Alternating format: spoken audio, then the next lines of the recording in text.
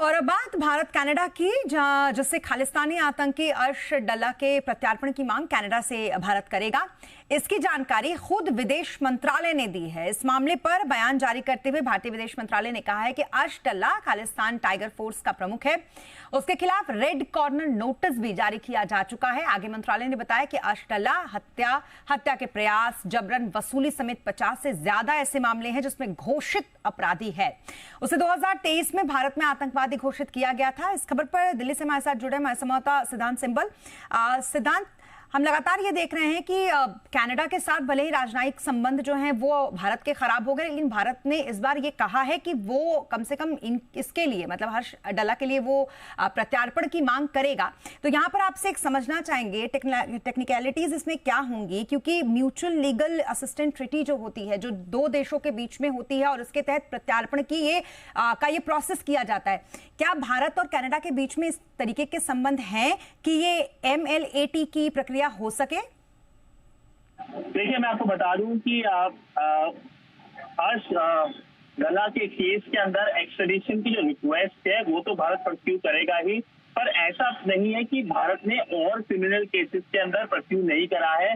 करीब 20 से ज्यादा एक्सट्रेडिशन रिक्वेस्ट भारत की है कनाडा को लेकर, और जो आपने ट्रीटी का नाम दिया म्यूचुअल लीगल असिस्टेंस ट्रीटी, उसके तहत भारत सरकार ने जनवरी पिछले साल कैनेडियन गवर्नमेंट को डिटेल दी थी इस पूरे केस को लेके, अर्श सिंह गिल के केस को लेकर उसका एड्रेस दिया था, और भारत सरकार ने इसी जो ट्रीटी है उसके अंदर कहा था कनाडा को कि अर्श डल्ला को अरेस्ट करने की जरूरत है।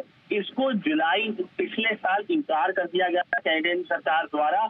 अब जो अरेस्ट हुआ है, जो पिछले महीने अरेस्ट हुआ है, 28 अक्टूबर को जो अरेस्ट हुआ है, उसको लेकर एक तरफ से खामोशी है कैनेडियन सिस्टम में, क्योंकि जो कोर्ट में केस चला जा रहा है उसके खिलाफ एक ऑर्डर निकला है कि उसको मीडिया रिपोर्ट नहीं कर सकती है।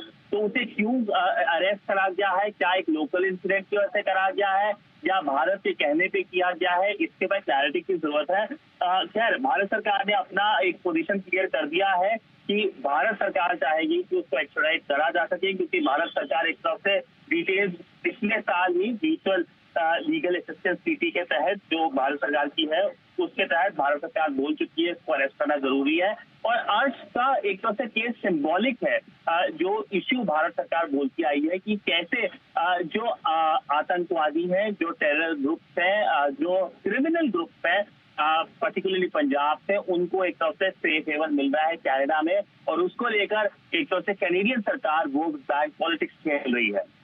सिद्धांत, यहाँ पर हम ये भी देख रहे हैं कि जब दोनों देशों के बीच में संबंध इस तरीके से हुए थे, तब कनाडा में जस्टिन ट्रूडो अपने देश में भी घिरे थे। सिमिलरली अगर आप भारत की बात करें तो भारत भले ही अंदर की पॉलिटिक्स जो भी रही हो, लेकिन जब भी हम वैश्विक मंच पे होते हैं तो हम सब एक तरीके से ही बात करते हैं। खास करके अगर आतंकवाद की बात हो तो सत्ता पक्ष हो या विपक्ष हो, जो भी देश का वर्डिक्ट होता है वो सभी का होता है। लेकिन जस्टिन ट्रूडो भारत के साथ राजनयिक संबंध खत्म होने के बाद जैसे अपने देश में घिरे, इंडो पैसिफिक में जैसे कनाडा को अब एक तरीके से हम कह सकते हैं कि थोड़ा किनारा किया गया, क्वाड वगैरह में उन्हें इनवाइट ना करके, इससे क्या आपको लगता है कि अभी भारत की पोजीशन थोड़ी स्ट्रांग है? देखिए, भारत की पोजीशन वीज़ा-वी कनाडा को लेकर अगर हम पॉलिटिकल रिलेशनशिप देखें तो पॉलिटिकल रिलेशनशिप तो ना के बराबर है।